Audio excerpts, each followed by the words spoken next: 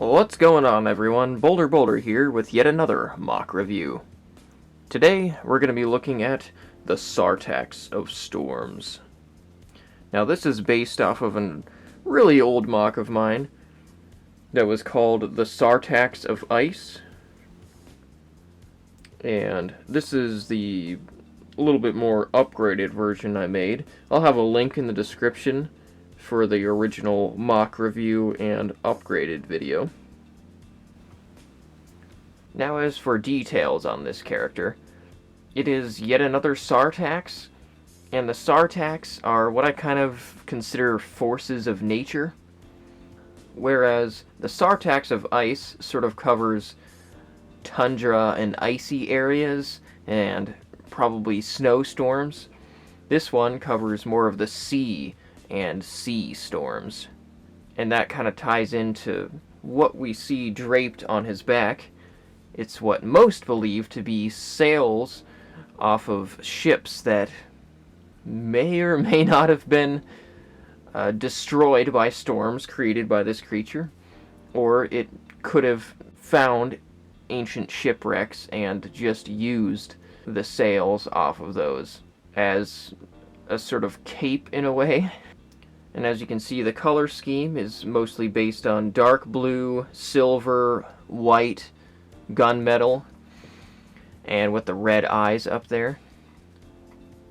As for the articulation, there's hip joints and 2 joints in the legs, ankles, normal for the arms. The torso is able to move from side to side. So with all of that out of the way, let's get a closer look at the Sarrtax of Storms. Starting off with the feet, here's a front view of them. Pretty similar to the Sarrtax of Ice. But once we get a look at the side, it's quite a bit different. The foot is longer, the design is slightly adjusted to accommodate for the different body, but it turned out looking pretty sleek.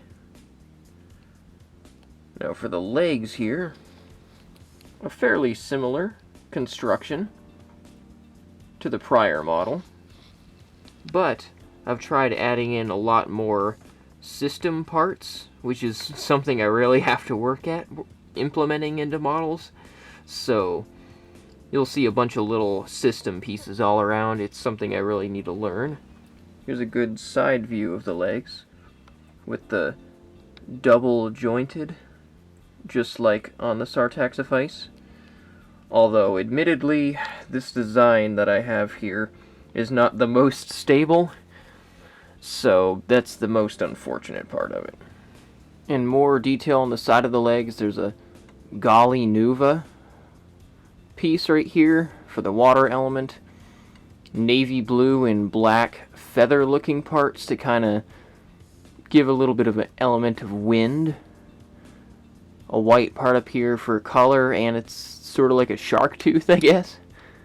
Here's a look at the back side of the legs, and we'll get this out of the way here. Here we are. Good look at those details. And sort of the hip armor over here. As for the torso, it's actually a design I pulled from a Pinterest post. I'll leave the link that I clicked on down in the description. But a bunch of armor was just added on, different things to add more detail and what have you.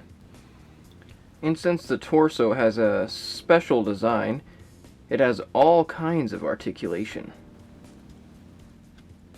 As you can see here. It's able also to twist, and you can change the angle like so. One more quick glance at the front of the torso, and then we'll move on to the back. We'll get the sailcloth out of the way here, and there we have it. Then for extra stability, attached to the back of the upper arms are some Toa Metru lower arms. Now as for the arms here, a bit of a unique design. The upper portion is actually using Toa Metru torsos. And then some armor added onto there, some more system parts. Spikes, of course, because I always have to do that. And then completely custom lower arms. A little bit of greebling here and there. And then I try to add some more smooth surfaces by adding system parts. And then the hands right here. Also a somewhat similar design to what we had on the Sarrtax device. Just been updated with more of the details I've learned over the years of MOC building. And here's the back of the arms. Back of the lower part of the arm as well. And now for the head. This was the final part of the MOC to be completed. Took quite a while to figure out, but I hope you guys like how it turned out. And with the addition of some cool new parts LEGO has come up with on the Technic side of things, it made this construction possible. And the eyes are pretty unique here, kind of those slits right there. And they're able to be moved from side to side since they're on those axle pins. It's actually the black axle pins with 1 part axle and 2 parts pin. So they're able to move 360 degrees. They can move like this from one side and to the other. It's got those small horns there on the side for the more beastly look. And as for the mouth here, there are the teeth and then also mandibles to kind of add a bit of a sea creature vibe to it. And here's the mouth opened wide with the mandibles out as well. Here's a side profile of the head. And a view from the back. And lastly, let's do a few size comparisons. Here it is beside a Toa Mata. Wow. And here he is beside one of the Uniters. Here he is with one of the Protectors.